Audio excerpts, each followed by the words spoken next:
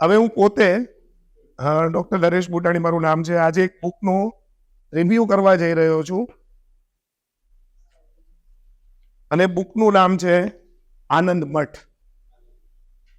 કદાચ આપણે નાના હતા ને ત્યારે ભણતા હતા ત્યારે આનંદ મઠ નામના પુસ્તકનું નામ આપણે ઘણા લોકોએ સાંભળ્યું છે, ઘણા એની લગભગ બધાએ સાંભળેલું છે. આ આનંદ મઠ એ પુસ્તક છે કે જેને લખ્યું છે બંકિમચંદ્ર ચટ્ટોપાધ્યાય.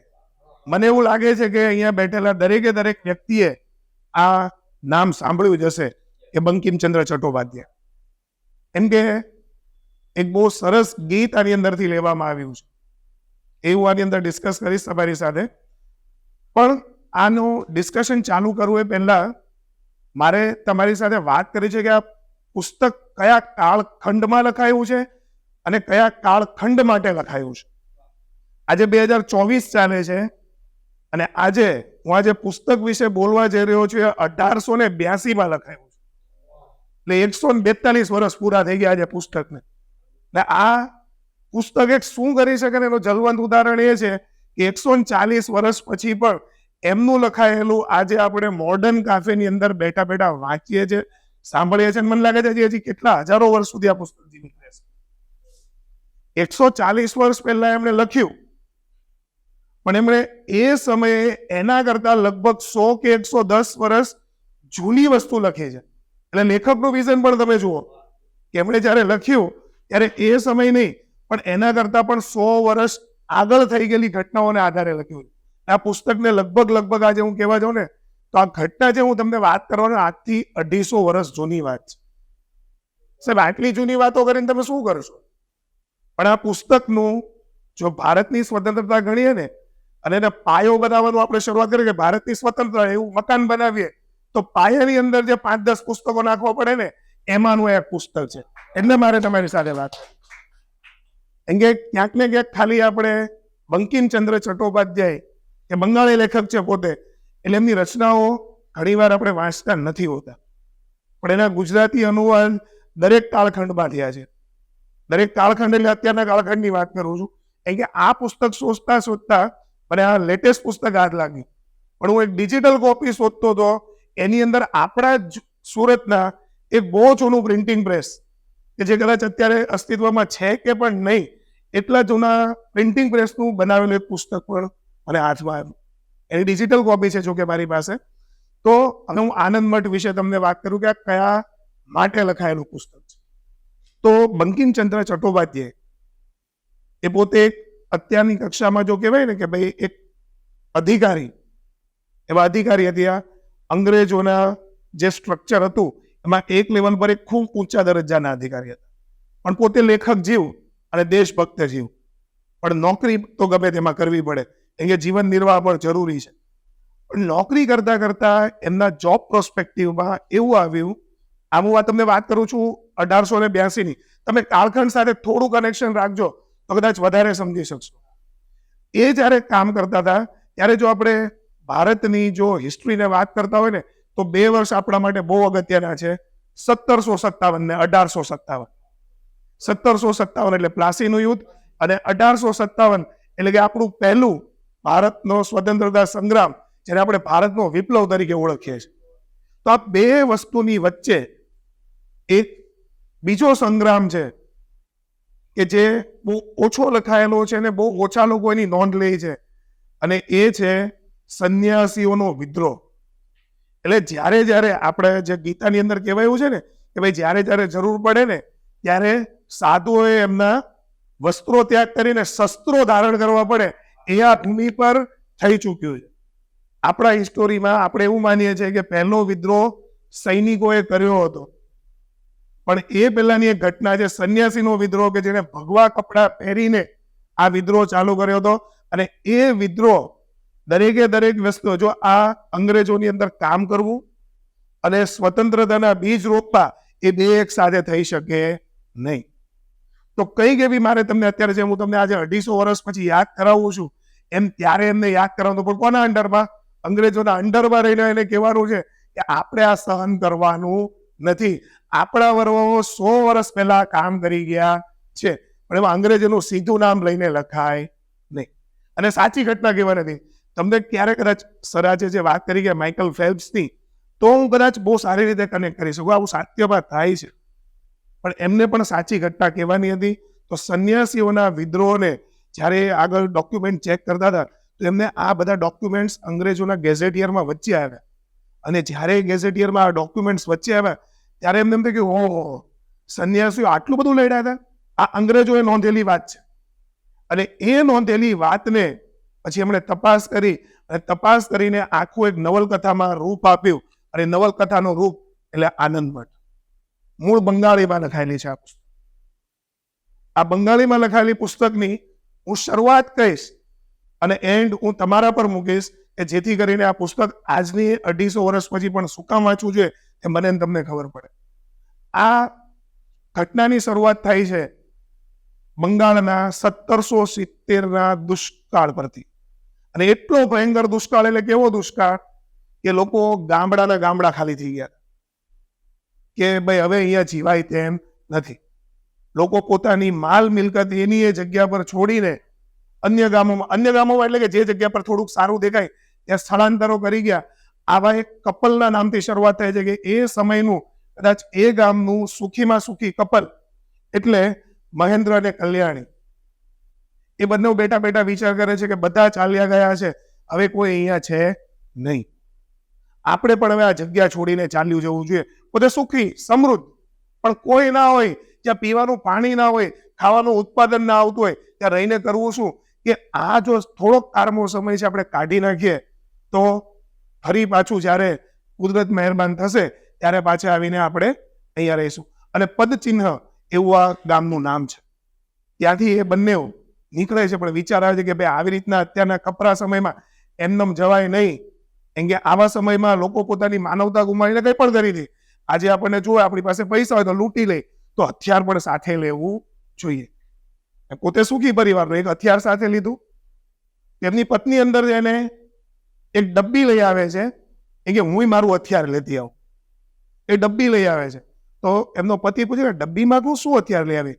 કે હું ઝેર લઈ આવી છું.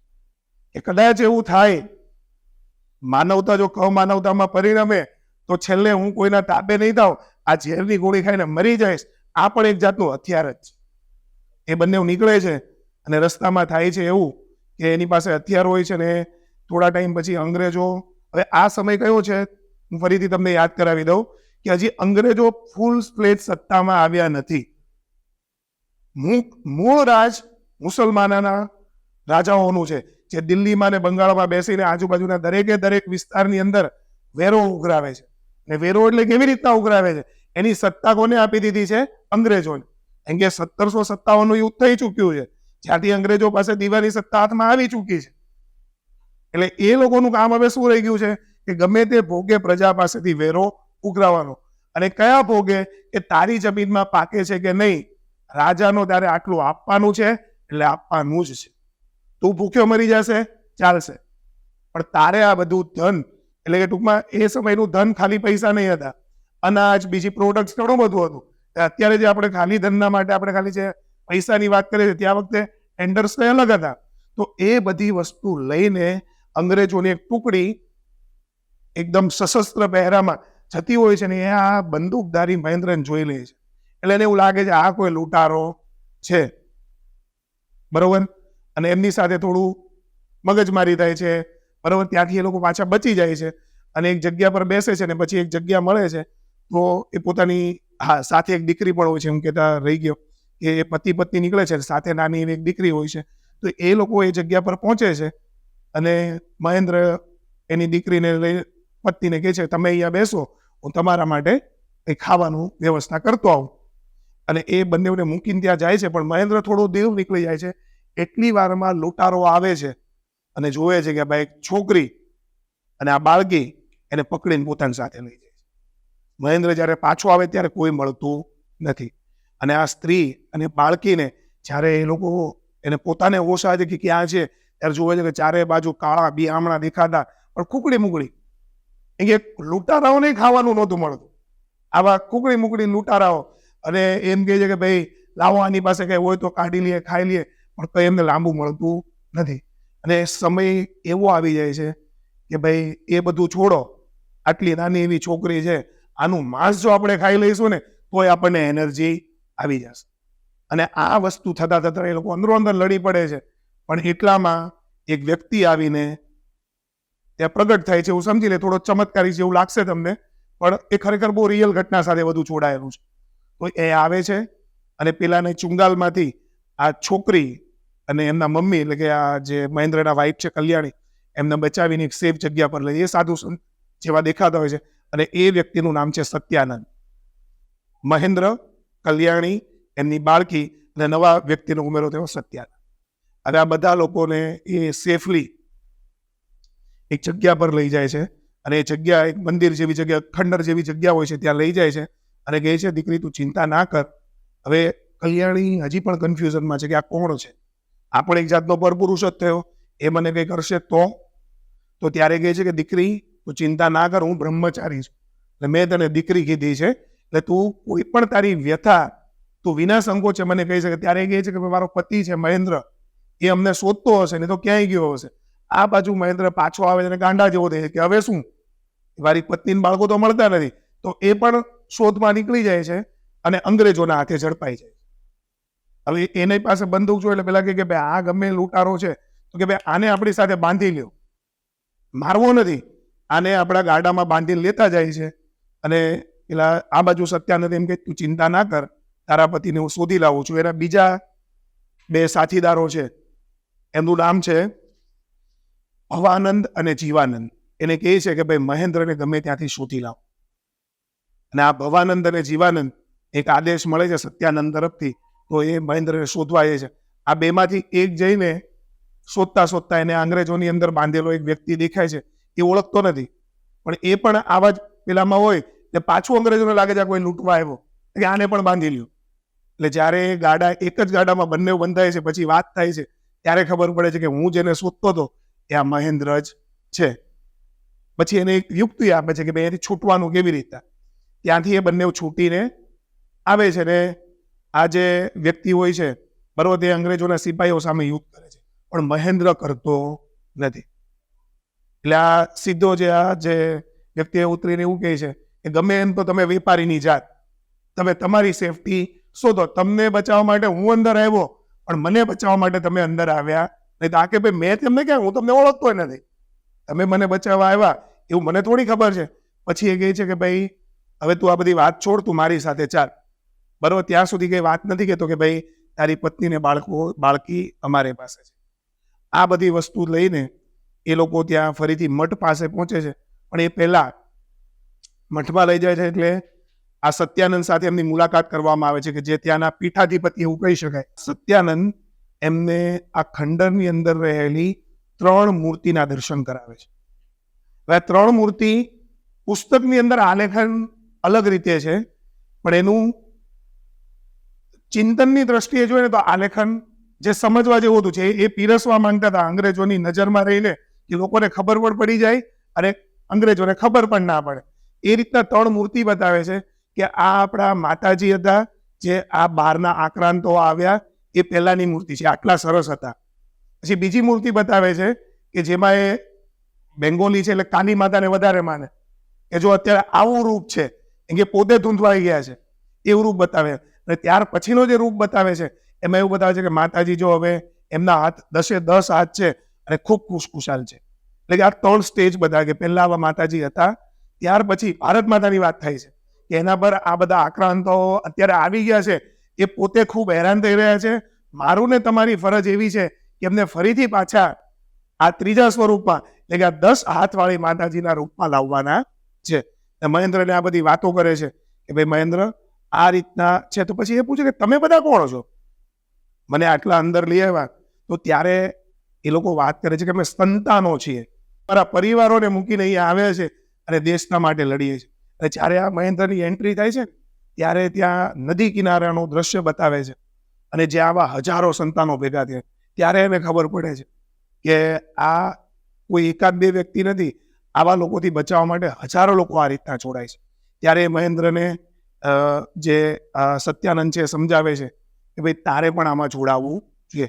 પણ વેપારી પ્રકૃતિ એટલે સીધે સીધા ના મને કે ભાઈ મારે આ બધામાં પડવું નથી, મારે તો પત્ની છે ને દીકરી છે, એની સાથે મળાવી દે એટલે મારી વાર્તા પૂરી. પણ જ્યારે આ બધાની અંદર પાસ થાય છે ત્યારે એવું લાગે છે કે ભાઈ મારે પણ કંઈક કરવું જોઈએ.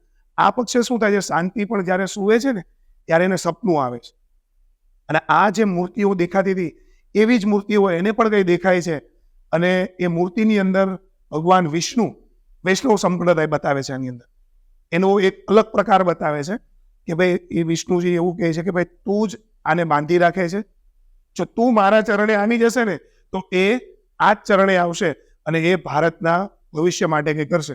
શબ્દો સીધા આવા નથી લખ્યા, પણ ભાવાર્થી ટાઈપનો છે. એમ એવા શબ્દો ત્યારે લખી ના શકાય. મેં તમને કીધું કાળખંડ તમે સમજો છો એટલે. તો એને પણ સવારમાં ઉઠે છે, પછી આ બંનેનું મિલન થાય છે અને એ લોકો એક નદી કિનારે જઈને બેસે છે, મહેન્દ્ર, એમની પત્ની ને બાળકી, અને એકબીજાની વાત કહે છે. મને આવું આવું બતાવ્યું કે તમારી આ સ્ટોરી કેવી રીતના થઈ. તો સાથે સાથે શાંતિ પણ કહે છે આવું શબ્દ તો મને આવ્યું હતું, અને એની અંદર મને ભગવાન વિષ્ણુએ આદેશ કર્યો છે કે જો ભાઈ હું તમારાથી દૂર ચાલી જાઉં તો આ બધી વસ્તુ થાય, પણ આવી રીતના આપણને મોહ માયા છૂટતી નથી. કોને છૂટે? પત્ની સાથે બેઠો હોય ને એમ કે તું મારા શરણે આવી જાય, સીધો મિનિંગ શું થાય? તું સ્વર્ગમાં આવી જાય એટલે તું મૃત્યુ પામ, તો આ ભાઈ છૂટો થશે. આવું કોઈ કરી શકે નહીં. પણ આ મીનવાઇલ બાળકી રમતી હોય છે, રમવાનું કે રમકડું નથી મળતું, તો પેલી નાની ડબ્બી છે, મેં તમને કીધી હતી, યાદ આવતી હોય તો, એ ડબ્બીથી બાળકી રમવા લાગે છે, અને રમતા રમતા ડબ્બી ખુલી જાય છે અને એક અંદરથી સરસ ગોળી નીકળે છે. છોકરાને ખબર પડે નહીં, એ ગોળી પોતે ખાઈ જાય છે, એ ઝેર. અને અચાનક જ જ્યારે એ લોકોની નજર પડે, આ છોકરી તો હવે ઝેર ખાઈ ગઈ, એટલે એ બંને આમ કહેવાય ને કે ભાઈ બેબાકડા થઈ જાય કે હવે શું, છોકરી તો ઝેર ખાઈ ગઈ છે. અને ધીમે ધીમે હવે ઉલટીઓ ચાલુ થવા લાગે છે, અને જોવે એટલે શાંતિના મનમાં ચપકારો લાગે છે કે આ ભગવાને જ કરાયું છે, કે હું ને બાળકી જો ચાલ્યા જઈશું તો જ મહેન્દ્ર એની જગ્યા પર પહોંચી જશે. બીજી ગોળી બાકી હતી, બીજી ગોળી એ પોતે મોઢામાં મૂકી દે છે. અને બસ આ ઘટના અને એનું એટલું સરસ આરોપણ, એમને બંકિમચંદ્ર ચટ્ટોપાધ્યાયને મોડર્ન ઇન્ડિયાના પહેલા નવલકથાકાર કહેવાય છે. એટલે જ્યાંથી આપણું આ જે મોડર્ન નવલકથાઓની શરૂઆત થઈ ને એ આ વ્યક્તિ છે, અને ખૂબ સરસ લખે છે. અને એ જ્યારે તમે વાંચતા હો ને ત્યારે બે ઘડી તો આપણને રડવું આવી કે આ કઈ રીતના થયું હશે, અને સત્ય ઘટના ઉપર આધારિત ઘટનાઓ છે બધી. તો એ શાંતિ પોતે પણ ખાઈ લે છે, અને આ બાજુ મહેન્દ્રની સ્થિતિ કેવી, આ બાજુ બાળકી અનાયાસે ઝેર ખાઈને મરી છે, જેને કઈ ખબર નથી પડતી, અને પત્નીએ ઝેર ખાઈ લીધું છે. અને ત્યારે એને કે તું તારા માર્ગથી નહીં ભટક, આપણે હરે મુરારી કરીને એક શ્લોક વારંવાર આની અંદર ચર્ચાયો છે, તો કે હરે મુરારીનું ગાન કરીએ, અને ચારે બાજુ હરે મુરારીનું ગાન કરીએ કે તમારે મને રડતા રડતા નથી મોકલવાની, તમારે મને હસતા હસતા મોકલવાની છે. આ બાજુ બાળકી પડી છે, આ બાજુ અને કે તમે પણ મારી સાથે ગાઓ હરે મુરારીનો આખો એક 4 લાઈનનું એક સોંગ છે. હું આખું નથી કહેતો, તમે વાંચશો તો મજા આવશે. સંસ્કૃત શબ્દ છે, પણ ખરેખર તમને પણ ટચ થશે. અને ધીરે ધીરે ગાતા ગાતા આજુબાજુમાં વિલય થઈ જાય છે, અને ધીમે ધીમે હવે બધા શાંતિ દેહ છોડી દેશે એવું લાગે છે. પણ આટલી જ ઘટના બને છે ને ત્યાં અંગ્રેજો બાજુમાંથી પાછા પસાર ને જોવે છે કે આ તો કોઈ ભાઈ છે, એટલે આવે એટલે જોવે કે પેલા બે તો નિસ્તેજ પડ્યા છે, આ બી આપણા કામના છે નહીં, પણ આ કઈ વિચિત્ર માણસ લાગે છે, આને છોડાય નહીં, આને આપણી સાથે પકડી, એને એની સાથે પકડીને પાછા લેતા જતા હોય છે. આ બાજુ એની પત્નીનો મૃત, એ પોતે કેટલો વિચલિત થઈ જાય. તમે સોચો કે ભાઈ છોકરી મરી ગઈ, પત્ની મરી ગઈ, મારે જવું છે તો પાકું છે, પણ એની છેલ્લી શમશાન યાત્રામાં પણ હું જોડાઈ શકીશ નહીં. અને કેમ કે અંગ્રેજો થોડું સાંભળવાના છે, એ તો લઈને એને નીકળવા લાગે છે કે આને કેદ કરી લીધો, ચાલો ભાઈ. તો રસ્તામાં સત્યાનંદ પણ આ જ રીતના પાછા ભેગા થાય, સત્યાનંદ પણ એની સાથે જોડાય છે. હવે અંગ્રેજો પાસે પાછા 2 વ્યક્તિ થઈ ગયા, મહેન્દ્ર અને સત્યાનંદ. પણ સત્યાનંદ સહેજ પણ વિચલિત થયા વગર અંગ્રેજોની સાથે સાથે ચાલતા જાય છે. પેલાનું મગજ તો ત્યાં હોય છે, અને કોઈ એક ધૂન ફરીથી ગાતા જાય છે, અને એટલા શાંત સ્વભાવે ધૂન ગાતા જાય છે. ને છેલ્લે આ લોકો એને લઈને સિટીના એક જેલમાં પાછા પેક કરી દે છે, બરોબર. અને મહેન્દ્ર કે તમે પણ આ શું ગાતા હતા, એમ કે તું ચિંતા ના કર, તારી દીકરીને એને એના મૃતદેહને કોઈ નહીં ખાઈ જાય, એ વ્યવસ્થિત જગ્યા પર પહોંચી જશે. આને કંઈ સમજાતું નથી, પણ એમને જે કવિતા ગાઈ હોય છે એકચ્યુઅલી આદેશ હોય છે, એમના કાર્યકર્તાઓ એમને લઈ જશે. આ બાજુ કેવી ઘટના સરસ બને છે કે નાની એવી દીકરી હોય છે એને આટલી મોટી ગોળી ગળી લીધી હોય, આપણને ખબર છે કે નાના છોકરા કઈ મોટી વસ્તુ ગળી લે ને તો અચાનક જ શરીર એને પાછું ફેંકી દે છે.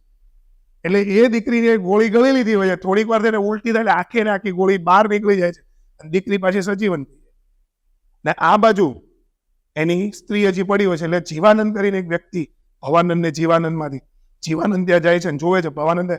જીવાનંદે આ ગીત સાંભળ્યું ત્યારે ખબર પડી ગીતની અંદર કે ભાઈ આટલામાં કંઈક તપાસ કરતી આ રીતની કંઈક ઘટના મળશે તને. અને એ પાછું વૃક્ષોને એના પેલામાં કીધું હોય છે. એ ત્યાં જાય છે ને જોવે છે કે આ બાળકી અહીંયા પડી છે, જોવે છે કે આ તો જીવિત છે, તો ફટાફટ એની સાથે લઈ જાય છે, એની થોડી સારવાર કરે છે. પણ બાળકીને મઠમાં કેમ રાખવી? ત્યાં તો બધા પુરુષો, સ્ત્રી વગર આ બાળકી જીવી શકે નહીં. તો હવે એનું શું કરવું? કેમ કે પોતે ઘર છોડીને આવ્યો છે, એનું ઘર પોતાનું હોય છે, તો એ ત્યાં બાળકીને લઈને બાજુના જ ગામમાં એની બેન રહેતી હોય છે, એની બેનને ત્યાં જાય છે અને એને કહે છે આ બાળકીને તારે સાચવવાની છે. એની બેન પણ બહુ ખુશ થઈ જાય છે. પણ જીવાનંદ નીકળે એ પહેલા જીવાનંદે કે ભાઈ આજે તારે મારી એક વાત માનવી પડશે, તું થોડીક વાર ઊભો રહે. એ જઈને બાજુના જ ઘરમાં રહેતી પોતાની ભાભીને બોલાયા. એ ભાભીનું નામ છે શાંતિ. આ શાંતિની એન્ટ્રી લગભગ 25% નવલકથા પતી જાય ત્યારે એન્ટ્રી થાય છે. પણ શાંતિ આ બુકનું એક બહુ ખરેખર કહી શકાય ને બહુ સ્ટ્રોંગ પાત્ર છે. શાંતિની સાથે વાત થાય છે, પણ મેં તમને કીધું તેમ સંતાન પરંપરામાં આવો પતિ સાથે તમે મિલાપ કરી શકો નહીં. પણ એ લોકો એકબીજા સાથે વાતો કરે છે અને પછી જીવાનંદ કહે છે મારે અહીંયા રહેવાનું નથી, મારે પાછું જવું પડશે. એ પાછો આનંદ મઠમાં આવી જાય. પછી એવું થાય છે કે શાંતિને એમ તમારા પતિ તો વહી ગયા છે, મારે અહીંયા રહીને શું કરવું છે? અને શાંતિનું બચપણ આની અંદર બહુ સ્ટ્રોંગ બાળપણમાંથી નીકળેલી હોય છે અને એ વેશ ચેન્જ કરી શકાય, બરોબર, એમાં બહુ પાવરથી હોય છે. એટલે એ પણ શું કરે છે, એ પણ આવા સંન્યાસીનું એક રૂપ લઈને મોઢા પર નકલી મૂછો લગાડીને મૃગચર્મ પહેરી એટલે ખબર ના પડે સ્ત્રી છે કે પુરુષ, મૃગચર્મથી પોતાની શું કહે છાતી વ્યવસ્થિત બનાવી દે છે. પોતે પણ આવો સંન્યાસીનો વેશ લઈને પાછળ ત્યાં આનંદ મઠ પહોંચી જાય છે. આ બાજુ ઘટના એવી બને છે, આ જીવાનંદની મેં તમને વાત કરી. ભવાનંદ પાછું એ રસ્તા પરથી નીકળે છે ને એટલે જોવે છે કે એક લેડીઝ જે હતી આપણે કલ્યાણી એ ત્યાં પડી હોય છે, જોવે છે. તો એ પણ થોડી વાર એના પલ્સ ચેક કરે તો ખબર પડે કે આ સ્ત્રી તો છે પણ હજી મરી નથી.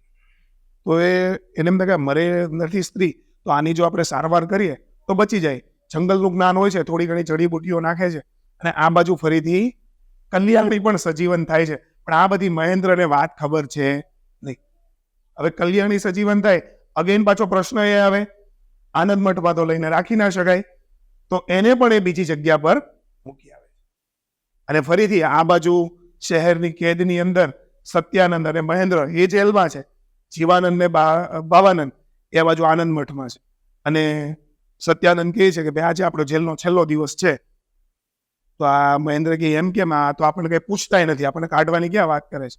થોડી વાર થાય છે તો ત્રીજો એક વ્યક્તિ આવે છે ગંભીરાનંદ, અને આજુબાજુ જે પેલો ચોકીદાર હોય એને બેહોશ કરીને પહોંચી જાય છે અને એને છોડાવવા માંગે ત્યારે કે આવી રીતના મારે તારી સાથે આવવું નથી.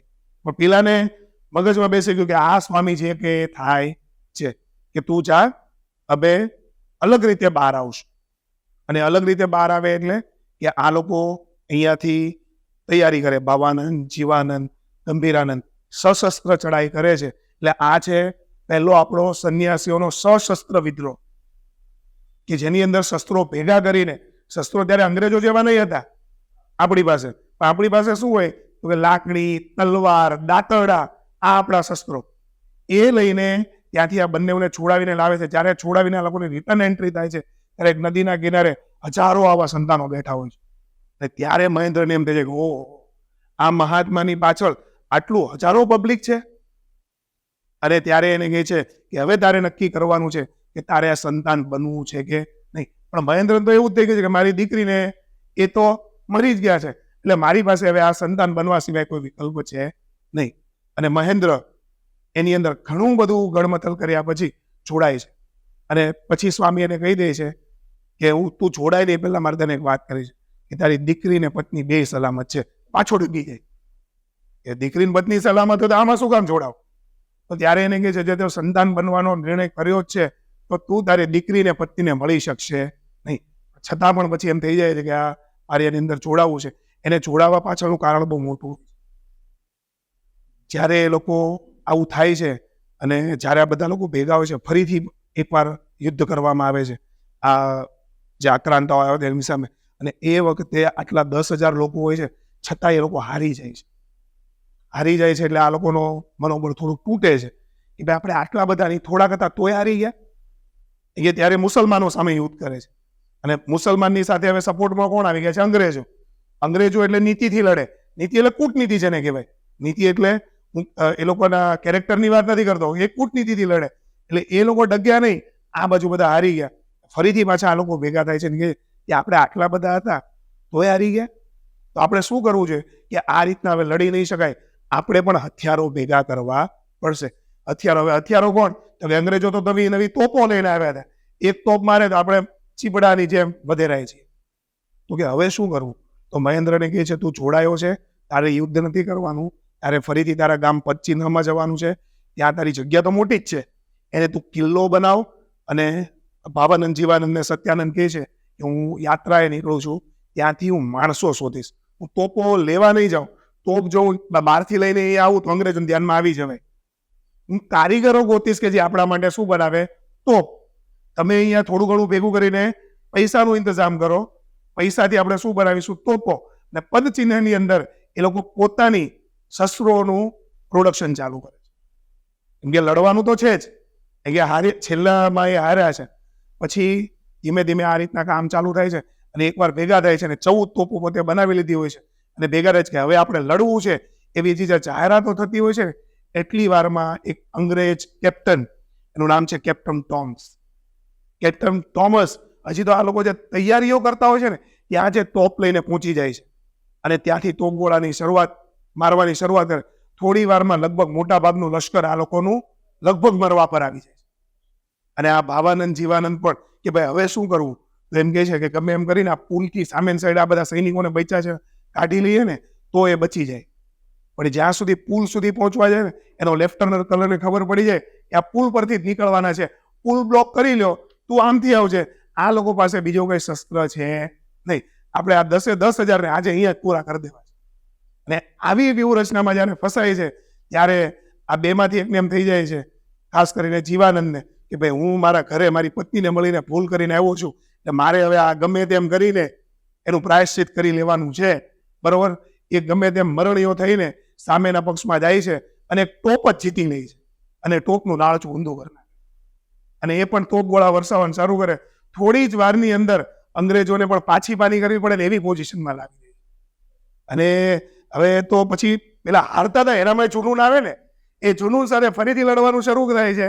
ત્યાં આ બાજુથી પેલી મહેન્દ્રએ બનાવેલી 14માંની એક તોપ આવી જાય છે, અને એ પણ તોપ ગોળ શરૂ કરે, અને એ લોકો અંગ્રેજોની સાથેના આ જે યુદ્ધ હતું એને જીતી લે છે. અને એ યુદ્ધ જીતી લે ત્યારે એ લોકોને એમ થાય કે હવે તો અહીંયા કોઈ નથી. અને વાત સમજવા જેવી છે, અંગ્રેજો સાથેનું બેઝિકલી એમના મગજમાં એમ છે અંગ્રેજો સામેનું યુદ્ધ નથી જીતા, એ કોની સામેનું યુદ્ધ જીતા છે? મુસલમાનો સામે. કેમ કે ત્યારે રાજાઓ એ લોકો હતા, આ તો ખાલી પેલા સાઈડના નોકર જ હતા એમના માટે. તો કે ભાઈ હવે આ જીતી રહ્યા છે, તો હવે આ વિસ્તાર આપણો છે, હવે આપણે અહીંયા હિન્દુ રાષ્ટ્રની સ્થાપના કરી દેવી જોઈએ. પણ સત્યાનંદ ના પાડે છે, આપણામાંથી કોઈ રાજા થશે નહીં, આપણે એ કાર્ય માટે આવ્યા નથી. પણ તમે જાહેરાત કરી દો બધા ગામડામાં કે હવે અહીંયા બધે હિન્દુ રાષ્ટ્ર છે. અને આ બધું થતા પણ હવે પેરેલલી એ પણ વિચારવાનું કે આટલા યુદ્ધથી ડરીને એ લોકો બેસી રહેવાના નથી, એ પણ ફરીથી પાછું યુદ્ધ કરશે. તો એ યુદ્ધ કેવી રીતના થાય છે, અને એ યુદ્ધની અંદર આ બધી આગળની ઘટનાઓ કેવી રીતના આગળ વધે છે, એ માટે હું આ પુસ્તક તમારા માટે છોડું છું કે આ પુસ્તક તમારે વાંચવું જોઈએ. આ જે પુસ્તક છે આનંદ મઠ, એની સૌથી સારી વસ્તુ જે આજે હું ને તમે યાદ કરે છે, અને એ ગીત છે વંદે માતરમ. વંદે માતરમ ગીત એ આ પુસ્તકની અંદર લખાયેલું હતું. અને આ પુસ્તક ત્યાર પછી આ વંદે માતરમ તમને ને મને બધાને ખબર છે કે એના 100 વર્ષ પછી જ્યારે 1900 આસપાસ 1900 આસપાસ, આમ જોવા જતો 1910ની આસપાસ જેટલા પણ આપણા અંગ્રેજો સામેનો વિરોધ ચાલ્યો, એ દરેકની અંદર જો કોઈ સ્લોગન હોય કે જેને મને ને તમને, મુસલમાન, હિન્દુ, ખ્રિસ્તી કોઈ પણ હોય, બધાને એક કરી દીધા હતા. આપણામાં પણ ઘણી બધી છાતો અને નાતો છે એ દરેકને એક વસ્તુ જો કોઈ કોમનલી અટેચ કરતી હોય ને તે હતું વંદે માતરમ. અને એ વંદે માતરમ આજે પણ જે આપણે કદાચ ગાઈએ છીએ મિત્રો, મને થોડું કહેતા ખેદ પણ થાય છે, એ વંદે માતરમનો પહેલો જ પેરેગ્રાફ આપણે ગાઈએ છીએ. એના ઘણા બધા પોલિટિકલ રીઝન છે.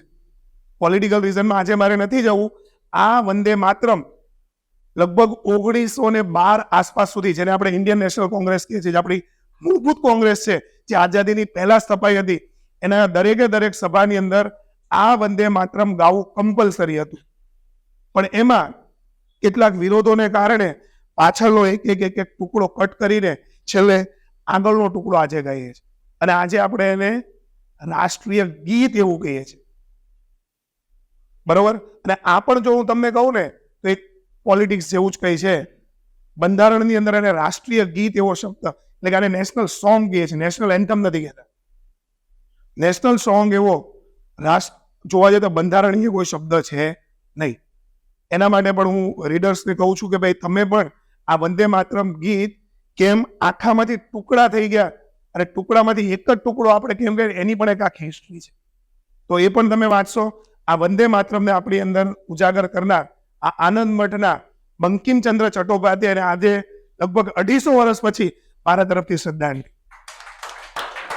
આ ગીતના એન્ડમાં તમે જોશો ને તો બુકનો તમે કદાચ જો કોઈ આ કાળખંડને સમજ્યા વગર વાંચે ને તો આપણને એવું લાગે કે આમાં થોડા અંગ્રેજોના વખાણ કર્યા છે.